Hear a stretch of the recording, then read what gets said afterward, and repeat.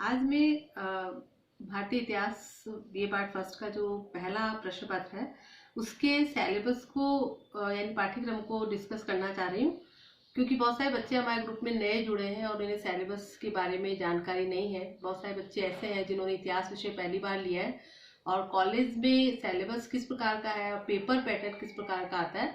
तो मैं ये बताना चाहूँगी, जो हमारा पेपर है इतिहास का पहला प्रश्न पत्र, उसका नाम है भारतीय इतिहास और इसमें प्रारंभ से लेके 1506 ईस्वी तक, तो यानी शुरुआत से लेके 1206 ईस्वी तक का जो इतिहास है वो इसमें शामिल किया गया है।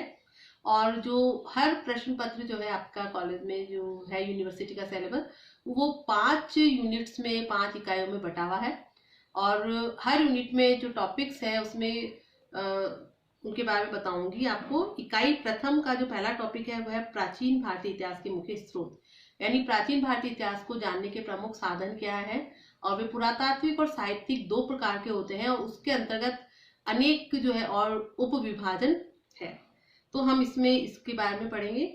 दूसरा जो हमारा टॉपिक है वह है भारत में प्रागैतिहासिक संस्कृतियां, यानी प्रागैतिहासिक काल में भारत में कौन कौन सी संस्कृतियां विद्यमान थी और उनकी प्रमुख जो है विशेषताएं क्या थी, वो इसके बारे में पढ़ना है।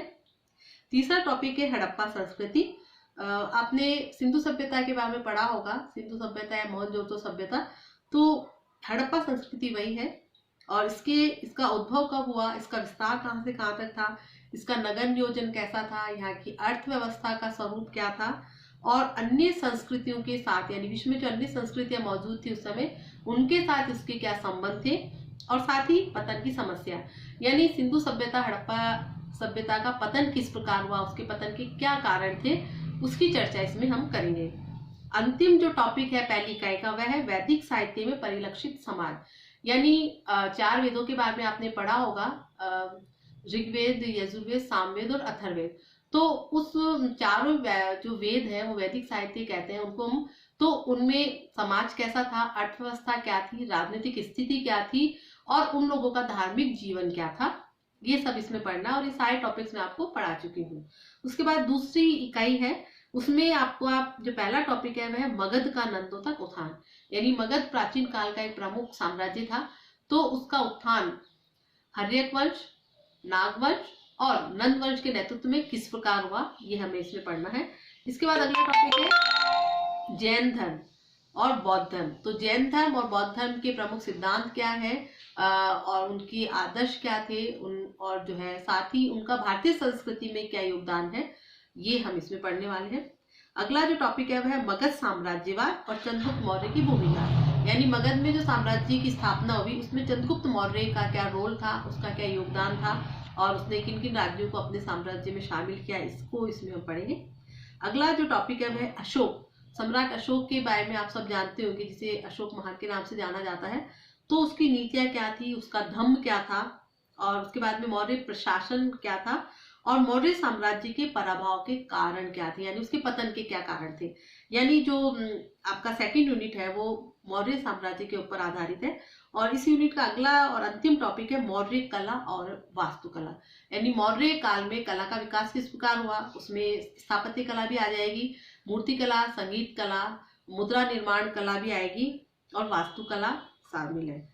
इसके बाद हम तीसरी यूनिट शुरू करते हैं। उसका पहला टॉपिक है सातवाहन युग और विदेशी शक्तियां, यानी 4 जो इसमें शासक हम पढ़ेंगे अलग अलग, उसमें पुष्यमित्र शुंग है, गौतमीपुत्र सातकर्णी है, रुद्रदामन प्रथम है जो शक वंश का था और कनिष्क प्रथम है जो कि कुषाण वंश का शासक था। इन चारों शासकों की उपलब्धियां क्या थी और उनका साम्राज्य निर्माण में क्या रोल रहा। नेक्स्ट जो है टॉपिक है वह पूर्व गुप्त काल की आर्थिक प्रगति, व्यापार और वाणिज्य के विशेष संदर्भ में। पूर्व गुप्त काल का मतलब यहाँ पर ये कि मौर्य साम्राज्य के बाद और गुप्त काल से पहले का जो काल है वो पूर्व गुप्त काल कहा जाता है। उस समय व्यापार वाणिज्य का स्वरूप क्या था वो हमें बताना है, उसका विकास किस प्रकार हुआ। और अगला जो टॉपिक है वह है कुषाण कला एवं कौशल। कनिष्क की हमने बात की थी और मैंने बताया था कनिष्क कुषाण वंश का शासक था और कला के क्षेत्र में उसकी महत्वपूर्ण उपलब्धियां रही और उस समय जो गांधार क्षेत्र है और साथ ही मथुरा उसके साम्राज्य के हिस्से, वहां पर मूर्ति निर्माण कला की जो है शैली विशेष रूप से विकसित हुई। तो कुषाण कला और कौशल क्या था वो बताना है। अंतिम टॉपिक है संगम युग और संगम युग जो है दक्षिण में, जैसे हमने उत्तर में वैदिक युग पढ़ा था उसी प्रकार दक्षिण में संगम युग है, और उसमें साहित्य, समाज और संस्कृति का विकास किस प्रकार हुआ इसकी चर्चा होगी। चौथा जो यूनिट है, चौथी इकाई है, उसका पहला टॉपिक है गुप्त वंश। विद्यार्थियों, जो चौथा यूनिट हमारा है वो पूरी तरह गुप्त काल पर आधारित है। तो इसका शुरुआत में गुप्त वंश, इसमें 4 राजाओं को, शासकों को हमें पढ़ना, चंद्रगुप्त प्रथम, चंद्रगुप्त द्वितीय, समुद्रगुप्त और स्कंदगुप्त।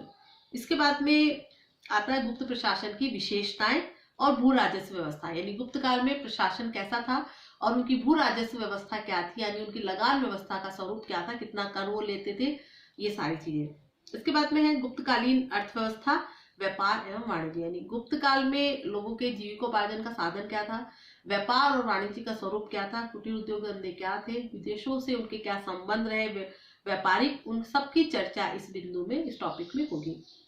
और चौथे यूनिट का जो आखिरी टॉपिक है वह है गुप्तकालीन कला, वास्तुकला, साहित्य, दर्शन, विज्ञान एवं तकनीकी, यानी गुप्त काल में कला का विकास हुआ उसको हम बताएंगे, और साथ ही गुप्त काल में साहित्य जो रचा गया, कालिदास का नाम आप सब जानते होंगे, वह गुप्तकालीन ही साहित्य का था। और साथ ही गुप्त काल में दर्शन के विभिन्न प्रकार की जो है प्रणालियां प्रचलित थी, वो सारी बात हम इसमें करेंगे। और साथ ही गुप्त काल में विज्ञान और तकनीकी का भी काफी विकास हुआ। आर्यभट्ट, वराहमिहिर, भास्कर और नागार्जुन आदि उस समय के प्रमुख वैज्ञानिक थे। और अंतिम जो हमारी इकाई है, 5वीं इकाई, उसका पहला टॉपिक है उत्तर गुप्तकालीन भारत, वर्धन साम्राज्य का गठन एवं विस्तार, यानी गुप्त काल के बाद का जो पीरियड है, काल है, उसे उत्तर गुप्त काल बोला जाता है। और उसमें वर्धन साम्राज्य, हर्षवर्धन के बारे में इसमें हमने पढ़ना है, उसका गठन कैसे हुआ और साम्राज्य विस्तार कैसे हुआ, उसकी सांस्कृतिक उपलब्धियां क्या रही। इसके बाद में हम देखते हैं राजव्यवस्था, धर्म और कला, यानी राजव्यवस्था, धर्म और कला हमें पढ़नी है 4 दक्षिण के राजवंशों के बारे में। अभी तक हम जो भी पढ़ रहे थे वो उत्तर भारत का इतिहास था, अब कुछ जो है हिस्सा दक्षिण भारत के लिए भी है, तो उसमें पल्लव, चोल, चालुक्य और राष्ट्रकूट, इन सब की राजव्यवस्था, धर्म और कला का स्वरूप क्या था, विस्तार क्या था, वो हम देखेंगे। और साथ ही चोल और चालुक्य प्रशासन की विशेषताओं के बारे में भी पढ़ेंगे। और जो अगला टॉपिक है वह है त्रिगुट संघर्ष। और त्रिगुट संघर्ष जो है त्रिपक्षीय संघर्ष के नाम से भी जाना जाता है, जिसमें उत्तर के जो है शासन 2 राजवंश थे, पाल और प्रतिहार, और दक्षिण का राष्ट्रकूट वंश है। इन तीनों के बीच में लगभग 200 सालों तक संघर्ष चलता रहा और उसके परिणाम स्वरूप तीनों ही शक्तिहीन हो गए। तो ये त्रिगुट संघर्ष क्या था, उसके क्या कारण थे, क्या परिणाम थे, क्या घटनाक्रम था, ये सारी चीजें हम विस्तृत रूप से इसमें चर्चा करेंगे। अगला जो टॉपिक है उस पर हमें पढ़ना है विक्रयराज चौहान, भोज परमार और मीर भोज की उपलब्धियां। ये तीनों अलग अलग राजवंश के शासक हैं, राजपूत वंश से हैं, और इनकी उपलब्धियों के बारे में बात करेंगे। और हमारा जो 5वें यूनिट का अंतिम टॉपिक है वह है राजपूत राज्यों के विखंडन के कारण, यानी प्राचीन काल के अंत में जो राजपूत राज्य थे उनका पतन किस प्रकार हुआ, उनके कारण क्या थे, तुर्कों के साथ उनके संघर्ष हुए, तो उनके जो राजनीतिक, आर्थिक, सामाजिक और सैनिक कारण जो उनके पतन के थे, पराभव के थे, विखंडन के थे, उसकी चर्चा हम करेंगे। तो विद्यार्थियों, ये जो हमारा सिलेबस है प्राचीन भारतीय इतिहास का पहला पेपर का, और इसमें जो पेपर पैटर्न है मैं एक बार आपको वो भी बता देती हूँ कि आपका जो 100 नंबर का पेपर आएगा वो 3 सेक्शन में 3 खंडों में बटा हुआ है। उसमें पहले यूनिट में आपके 10 सवाल आएंगे 1-1 नंबर के, जो कंपलसरी होगा, आपको हर यूनिट में से 2 सवाल इसमें कवर किए जाएंगे, और 10 सवाल में 10 नंबर का ही सेक्शन बी सेक्शन है, उसमें हर यूनिट को कवर करते हुए 2-2 हर यूनिट में से सवाल आएंगे, टोटल 10 सवाल होंगे, और हर सवाल जो 10 नंबर का होगा, यानी 2 में से आपको 1 सवाल करना है। आपके पास ऑप्शन होंगे, विकल्प को चुनते हुए, एक विकल्प को चुनते हुए आपको 5 सवाल करने हैं, 50 नंबर का ये सेक्शन।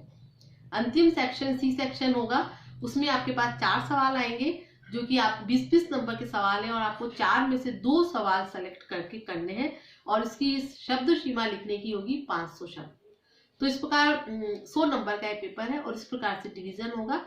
मैं आशा करती हूँ कि आप लोगों को सिलेबस और साथ ही पेपर पैटर्न जो है समझ में आएगा, और आप उस हिसाब से अपनी तैयारी करेंगे। धन्यवाद।